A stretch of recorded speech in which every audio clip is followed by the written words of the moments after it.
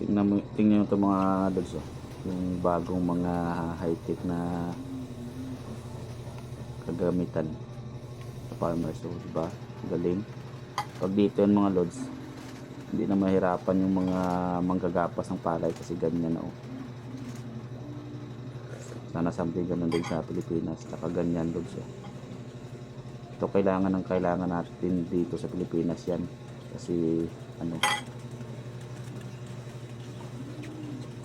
maraming nabubulok ng mga gulay.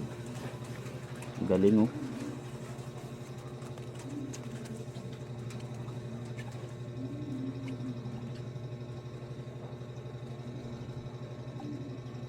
Ito din, oh, importante dito sa atin kasi marami tayo ditong mais. Kailangan na sa atin to high-tech na machine pang harvest ng mais. Galing. Simple na lang kung meron dito sa atin.